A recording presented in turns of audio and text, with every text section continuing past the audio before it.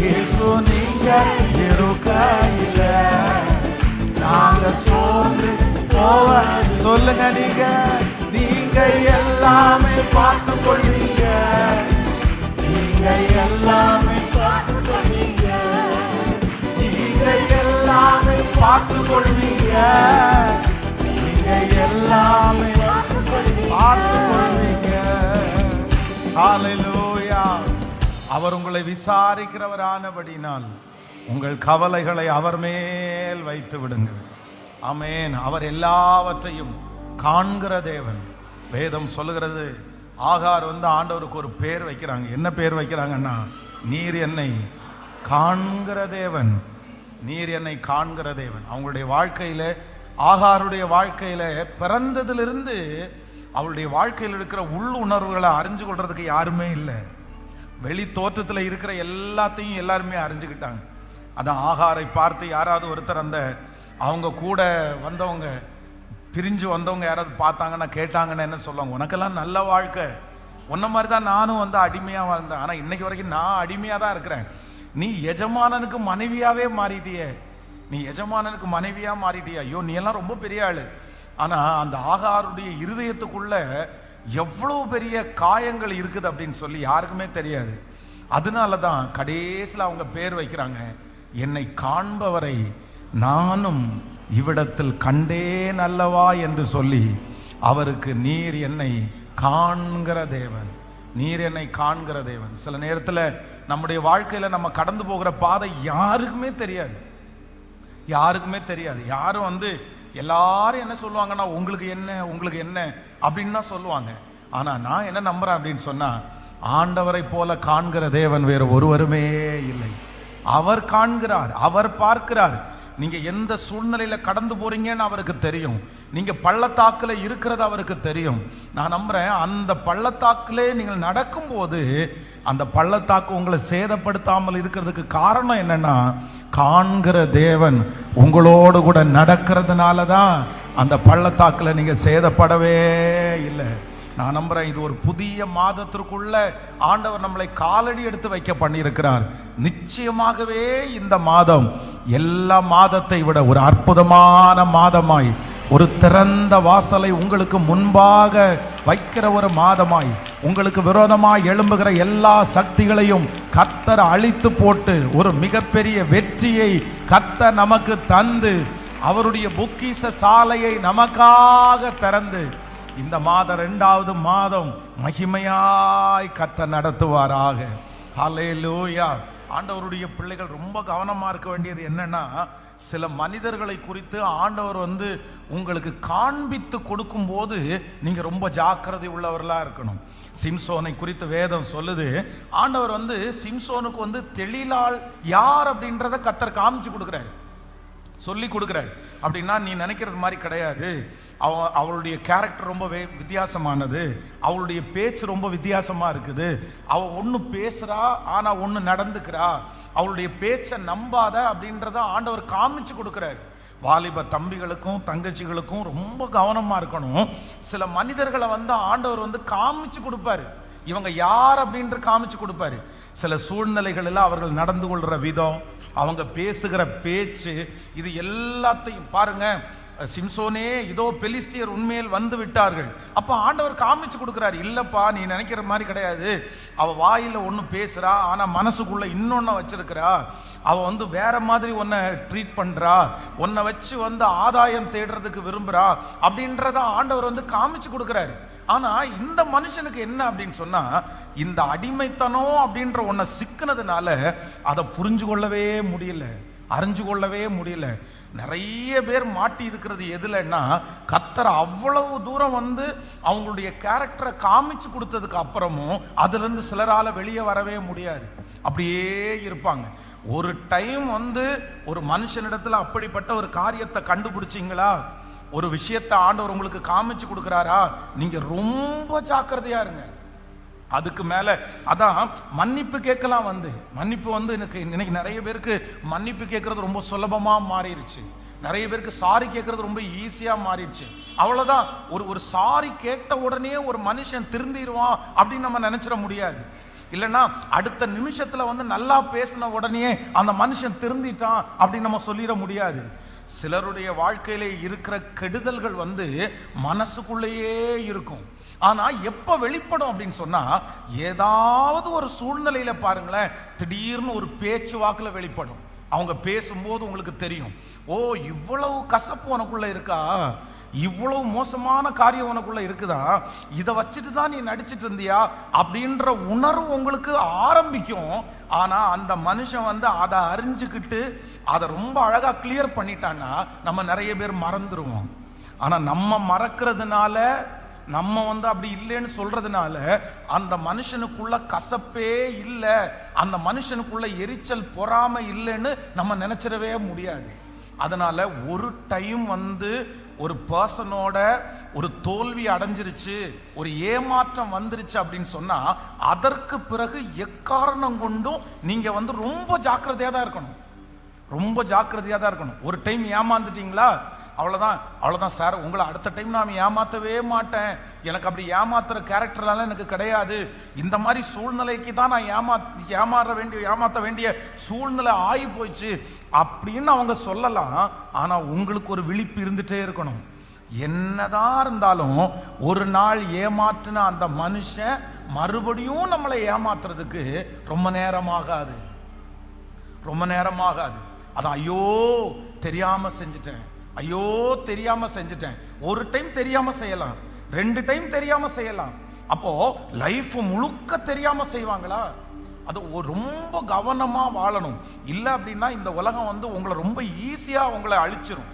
அதனால இன்றைக்கு இந்த சத்தத்தை கேட்கிற ஆண்டவருடைய பிள்ளைகளே, எப்பவுமே ஒரே ட்ரீட்மெண்ட்ல உடனே நீங்க வந்து கல்யாணத்திற்கு முன்னாடி வந்து ஒரு கல்யாணம் பண்ண போற ஒரு பையனுக்கும் ஒரு பிள்ளைக்கும் வந்து ஒரு ப்ராப்ளம் வருதா, ஒரு மிஸ் அண்டர்ஸ்டாண்டிங் வருதா, அந்த மிஸ் அண்டர்ஸ்டாண்டிங் அந்த ப்ராப்ளம் வந்து ரொம்ப மோசமான அப்படின்னா அந்த மாதிரி ஒன்று நடந்தா அந்த ஃபேமிலியோட வாழவே முடியாது அப்படின்ற ஒரு சூழ்நிலை உங்களுக்கு உண்டாச்சுன்னா உடனே நீங்க வந்து சரி பண்ணிடணும். ஐயோ நான் வந்து இதுல கொடுத்துட்டேன், நிச்சயதார்த்தம் ஆயிருச்சு, இல்ல அப்படின்னு சொன்னா இந்த மாதிரி பேச்சுவார்த்தை எல்லாம் முடிஞ்சிருச்சு, அவங்க என்ன நினைப்பாங்க, இவங்க என்ன நினைப்பாங்க, அப்படியெல்லாம் பண்ண வேண்டாம். ஏன்னா காலம் முழுதும் நீங்க வந்து கஷ்டப்படுறத காட்டிலும் ஆரம்பத்திலே அதை சரி பண்ணிட்டீங்கன்னா உங்களுக்கு ரொம்ப ஈஸியா இருக்கும். சில காரியத்தை இப்போ குடும்பம் கணவன் மனைவிக்குள்ள ஒரு கசப்பு வந்துச்சுன்னா அதை நம்ம ரெடி பண்ண வேண்டியது நம்முடைய கடமை. ஆனா அதே நேரத்துல தேர்ட் பர்சன், மூணாவது ஒரு நபர்களுடைய விஷயத்துல ரொம்ப ஜாக்கிரதையா இருக்கணும். அதுவும் ஸ்பெஷலா வாலிப தம்பிகளும் தங்கச்சிகளும் ரொம்ப கவனமா நீங்க இருக்கணும். ஒரு டைம் உங்களை ஏமாத்திட்டாங்களா, ஒரு டைம் பேச்ச மாத்தி பேசிட்டாங்களா, ஒரு டைம் அந்த காரியத்தை வந்து நீங்க தப்பு பண்ணதை நீங்க கண்டுபிடிச்சிட்டீங்களா, நீங்க ரொம்ப ஜாக்கிரதையா இருங்க. ஆண்டவர் வந்து உங்களுக்கு காமிச்சு கொடுக்கிறாருன்னு அர்த்தம். ஆண்டவர் உங்களை தப்பு வைக்கிறதுக்காக உங்களுக்கு சொல்லி கொடுக்கிறாருன்னு அர்த்தம். ஆனா இத்தனையும் அது சொந்தக்காரங்களா கூட இருக்கலாம், அது கூட பிறந்தவங்களா கூட இருக்கலாம். சில நேரத்துல வந்து ஆண்டவர் வந்து உங்க மேல வச்சிருக்கிற பிரியத்தினால கர்த்தர் காமிச்சு கொடுப்பாரு. இல்ல இந்த மனுஷனுடைய கேரக்டர் தான், வெளியில இந்த மாதிரி தான் பேசுறாங்க, ஆனா உண்மையா அவன் அப்படி கிடையாது, அந்த பொண்ணு அப்படி கிடையாது, வெளியில தான் அவன் பேசுறா, இருதயத்துக்குள்ள வேற மாதிரி இருக்குன்னு கர்த்தர் சொல்லி கொடுக்கும் போது நீங்க உடனே நீங்க என்ன பண்ணிடணும்னா அப்படி உடனே கீழ்ப்படிஞ்சிடணும். அதான் ஒரு பையன் வந்து நான் இந்த நடந்த சம்பவத்தை சொல்றேன். ஒரு டீன்ஸ் பிள்ளை அப்படின்னா 8th ஸ்டாண்டர்ட் படிக்கிறார். இந்த 8th ஸ்டாண்டர்ட் படிக்கிற ஒரு பிள்ளை வந்து இன்ஸ்டாகிராம்ல ஒரு பையனோட வந்து அந்த பிள்ளைக்கு வந்து ஒரு பேச்சுவார்த்தை உண்டாகிறது. உடனே அவன் ரொம்ப நல்லா பேசுறான். அவன் போஸ்ட் பண்ற ஒவ்வொரு போஸ்ட்டை பார்த்தீங்க அப்படின்னு சொன்னா ஒரு சின்ன பையன் பைக்கில் நின்று அழகா போஸ்ட் பண்றது மாதிரி நிறைய போஸ்ட் போடுறான். உடனே வந்து உண்மையிலுமே இது நீங்களா அப்படின்னு கேட்டா, ஆமா நான் தான் சொல்லிட்டு அந்த பொண்ணு சொல்லுது, சரி அப்படின்னா நீங்க வீடியோ காலில் வாங்கலேன், உங்களை நான் பார்க்கணும் அப்படின்னு சொல்லும்போது இவன் வந்து அவாய்ட் பண்ணிட்டே இருக்கிறான். இல்ல வீடியோ கால் மட்டும் வேண்டாம், எங்க அம்மா இருக்காங்க, எங்க அப்பா இருக்காங்க, இப்படியே சொல்லி சொல்லி சொல்லி கடைசியில் இந்த பொண்ணு வந்து தன்னுடைய பணத்தை நிறைய இழந்துருச்சு. தன்னுடைய அம்மா அப்பாவுக்கு தெரியாம நகையை அந்த பையனுக்கு கொடுத்துடுறது, பணத்தை அந்த பையனுக்கு அப்பாவுடைய இதுல இருந்து ஜிபே பண்றது, இந்த மாதிரி நிறைய பணத்தை வாங்கிட்டான். கடைசியில் அந்த பொண்ணு சொல்லுது, இல்லை இன்னைக்கு கண்டிப்பா நான் உங்களை மீட் பண்ணியே ஆகணும், நான் உங்களை பார்க்கணும், நீங்க இங்கே தானே இருக்கீங்க, லோக்கல்ல தானே இருக்கிறீங்க, நான் இந்த ஸ்கூல்ல தான் படிக்கிறேன், நீங்க வாங்கன்னா அந்த பையன் அன்னைக்கு வரவே இல்லை. வராம திரும்பி அவன் சொல்றான், இல்ல இல்ல நான் வந்து இந்த மாதிரி வேலையாகி போச்சு, வர்ற வழியில வந்து டயர் பஞ்சர் ஆயிடுச்சு, என்னென்னமோ காரணம் பண்ணி அவனை பார்க்கவே முடியல அப்படின்ற அந்த சோகத்துல இந்த புள்ள கையை அறுத்து அவன் வரல அப்படின்னு திரும்பி என்னிடத்துல கூட்டிட்டு வந்து அந்த பொண்ணுகிட்ட நான் சொல்லி ஜெபம் பண்றேன், எப்பா இது தவறு, அவன் உண்மையிலே அப்படிப்பட்டவனா இருக்க மாட்டான், இல்லைன்னா உன்னை காமிக்கிறதுக்கு என்ன, நீ கொஞ்சம் யோசிப்பார் அப்படின்னு சொன்னா, இல்ல இல்ல இல்ல இல்ல நீங்க போய் சொல்லாதீங்க, அவர் நல்லவர், அந்த பையன் நல்ல பையன், அவனுக்கு என்னமோ சூழ்நிலை சரியில்லை, அவன் வர்றதுல இப்படி பஞ்சர், அப்படியே முழுசுமா நம்பிட்டு ஒரு ஃபேக்கான ஒரு காரியத்தை இன்னைக்கு வரைக்கும் அந்த பிள்ளை நம்பிட்டு இருக்கான். அதுல இருந்து வெளியே கொண்டு வர்றதுக்கே பெரிய பாடாகி போயிருச்சு. அதனால ஆண்டவருடைய பிள்ளைகளே, இந்த சத்தத்தை கேட்கிற யாரோ ஒருத்தருக்கு ஆண்டவர் சொல்றாரு, ஒரு வாலிப தம்பியா இருக்கலாம், ஒரு தங்கச்சியா இருக்கலாம், மகனே நீ ரொம்ப கவனமா கவனிச்சுக்கோ, ஒரு விசை ஆண்டவர் வந்து சிலருடைய கேரக்டரை காமிச்சு கொடுத்தாரு அப்படின்னு சொன்னா தயவு செய்து நீ அவங்கள விட்டு விலகி ஓடு, இல்ல அவங்கள பகைச்சுக்கோ அப்படின்னு சொல்லல. ஆனா உன் மனசுக்குள்ள என்ன இருக்கணும் அப்படின்னு சொன்னா, என்னைக்கும் ஒரு நாள் இப்படி பண்ணி இருக்கிற இந்த நபர் இனியும் பண்றதற்கு வாய்ப்பு இருக்கின்ற அந்த அந்த ஒரு விழிப்புணர்வு கண்டிப்பாக உங்களுக்கு அவசியமான ஒன்று, தேவையான ஒன்று, ரொம்ப அவசியம். அதான் முதல்ல ஆண்டவர் வந்து சீடர்கள் 12 பேரை தெரிஞ்சுக்கிட்டாரு. அதுல தெரிஞ்சுக்கிட்டதுலே யூதாஸ் காரியோத்து வந்து அவனுக்கு ஆரம்பத்திலேயே என்ன அப்படின்னு சொன்னா, பணப்பை அவன் கையில இருக்கிறது. அப்போ அவன் பாருங்களேன், அத்தனை பேர் இருக்காங்க, பேதுருக்கு அந்த பொறுப்பை எடுக்கிறதுக்கு பேதுரு தான் முந்தினவன். பேதுரு தான் ஃபர்ஸ்ட், அவன் கையில தான் அந்த பண பொறுப்பு போயிருக்க வேணும். அந்த பொறுப்புலே முக்கியமான பொறுப்பு அந்த பொறுப்பு தானே, அவன் கையில போயிருக்கணும். ஆனா அவனுக்கு அதுல இன்ட்ரெஸ்டே இல்லை, வேற யாருக்குமே அந்த இடத்துல, பெரிய யோவானுக்கும் இன்ட்ரெஸ்ட் இல்லை, யாருக்குமே இன்ட்ரெஸ்ட் இல்லை. ஆனா இந்த மனுஷன் பாருங்க, அந்த பொறுப்பு கையில வந்துச்சு பாருங்களேன். கடைசியில அந்த எண்ணம் அவனுக்குள்ள இருந்ததுனால கடைசியில எதுல போய் முடிஞ்சிருச்சுன்னா, ஆண்டவரையே வெள்ளிக்காசுக்காக விற்கிற அளவுக்கு போய் நின்ட்டான் பாருங்களேன். ஏன்னா அந்த கேரக்டர் சில நேரத்தில் மாறாது. அதனால யாருக்காக பேசுறாருன்னு தெரியல, ஆண்டவர் உங்களுக்கு பல டைம் காமிச்சு கொடுத்துட்டாரு. அந்த நபரை நம்பாத, அந்த நபருடைய வார்த்தை உண்மை இல்லை, அந்த நபருடைய வார்த்தை உன்னுடைய வாழ்க்கையில வெற்றியா தராது, அந்த மனுஷன் ஏமாத்துறான், அந்த மனுஷி ஏமாத்துறா, உன்னை வஞ்சிக்க பாக்குறாங்க, நீ விடுதலையாயிருன்னு கர்த்தர் பல டைம் சொல்லிட்டாரு. இன்னைக்கு ஊழியக்காரன் மூலமாய் உங்களை எச்சரிக்கிறார். நீங்க அதிலிருந்து நீங்க வெளியே வந்துட்டீங்கன்னா கர்த்தர் உங்களை ஒரு சேதமும் இல்லாமல் காப்பாற்றுவதற்கு கர்த்தர் வல்லவராய் இருக்கிறார். ஆமேன். இல்ல அப்படின்னா கண்டிப்பாக நீங்க வந்து சிம்சோனை போல இழக்க வேண்டியது இருக்கும். ஹல்லேலூயா. கைகளை உயர்த்தி ஆண்டவரிடத்துல சொல்லுங்க, ஆண்டவரே அப்படிப்பட்ட மனிதர்களை அடையாளம் கண்டுகொள்வதற்கு சொல்லுங்க, அடையாளம் கண்டுகொள்வதற்கு எனக்கு தேவையான ஞானத்தை சத்தமா முழு பலத்தோடு சொல்லுங்க. அப்பா, அப்படிப்பட்ட மனிதர்களை அடையாளம் கண்டுகொள்வதற்கு தேவையான ஞானத்தை ஆண்டவர் நீர் எங்களுக்கு தருகிறதற்காக உமக்கு ஸ்தோத்திரம், ஸ்தோத்திரம். ஹல்லேலூயா. இன்னொரு பாடலை எல்லாரும் சேர்ந்து பாடி ஆண்டவருடைய நாமத்தை மகிமைப்படுத்த போகிறோம். எல்லாருக்கும் தெரிந்த பாடல், தனிமையின் பாதையில் தகப்பனே உம் தோளில் சுமந்ததை நான் மறப்பேனோ. ரொம்ப அழகான பாடல். சேர்ந்து கரங்களை தட்டி பாடி ஆண்டவரை மகிமைப்படுத்துவோம். ஆமேன். எத்தனை அன்பு என்மேல், எத்தனை பாசம் என்மேல், இதற்கு ஈடாக நான் என்ன தருவேன், இதற்கு ஈடாய் நான் என்ன தருவேன்.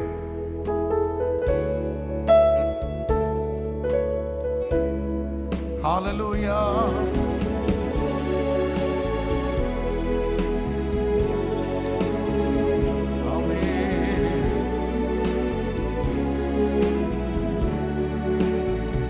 தனிமையின் பாதையில் தகப்பனே உம் தோளில் சுமந்ததை நான் மறப்பேனோ, சுமந்ததை நான் மறப்பேனோ. சொல்லுங்க எல்லாரும். தனிமையின் பாதையில் தகப்பனே உம் தோளில் சுமந்ததை நான் மறப்பேனோ, சுமந்ததை நான் மறப்பேன். இப்ப சேர்ந்த எல்லாரும் எத்தனை அன்பு என்மேல், எத்தனை பாசம் என்மேல், எத்தனை அன்பு என்பே, எத்தனை பாசம் என்பே, இதற்கு ஈடு என்ன தருவேன் நான்? இதற்கு ஈடு என்ன தருவேன் நான்? கைகளை தட்டி சொல்லுவோம், இதற்கு ஈடு என்ன தருவேன்? இதற்கு ஈடு என்ன தருவேன்? கைகளை மேல தட்டி சொல்லுங்க. தனிமையின் பாதையில் தகப்பனே உன் தோளில் சுமந்ததை நான் மறப்பேனோ? சுமந்ததை நான் மறப்பேனோ? எத்தனை அன்பு, எத்தனை அன்பு என்பே, எத்தனை பாசம் என்பே, எத்தனை அன்பு என்பே, எத்தனை பாசம் என்பே, இதற்கு ஈடு என்ன தருவேனா? இதற்கு ஈடு என்ன தருவேனா? இதற்கு ஈடு என்ன தருவேனா? இதற்கு ஈடு என்ன தருவேனா? சோர்ந்து போன நேரங்கள் எல்லாம் மார்போடு அணைத்து கொண்டீரே. சோர்ந்து போன நேரங்கள் எல்லாம் மார்போடு அணைத்து கொண்டீரே. கண்ணீரை கணக்கில் வைத்தீரே. ஆறுதல் எனக்கு தந்தீரே. கண்ணீரை கணக்கில் வைத்தீரே. ஆறுதல் எனக்கு தந்தி. இப்ப கைகளை மேல தட்டி, எத்தனை அன்பு என்பேன், எத்தனை பாசம் என்பேன், எத்தனை அன்பு என்பேன், எத்தனை பாசம் என்பேன், இதற்கு ஈடு என்ன தருவேனா? இதற்கு ஈடு என்ன தருவேனா? ஹல்லேலூயா. இதற்கு ஈடு என்ன தருவேனா? இதற்கு ஈடு என்ன தருவேனா? உடைக்கப்பட்ட நேரங்கள் எல்லாம் அடைக்கலம் எனக்கு தந்தீரே. உடைக்கப்பட்ட அப்பா அடைக்கலம் எனக்கு தந்தீரே. தடுமாறும் வேளையில் எல்லாம் தகப்பனை போல் சுமந்து சென்றீரே. ஏசப்பா தடுமாறும் வேளையில் எல்லாம் தகப்பனை போல் சுமந்து கொண்டீ. இப்போ கைகளை மேல தட்டி, எத்தனை அன்பு என்பேன், எத்தனை பாசம் என்பேன், எத்தனை அன்பு என்பேன், எத்தனை பாசம் என்பேன், இதற்கு ஈடு என்ன தருவேன்? இதற்கு ஈடு என்ன தருவேனா? இதற்கு ஈடு என்ன தருவேன்? இதற்கு ஈடு என்ன தருவேனா?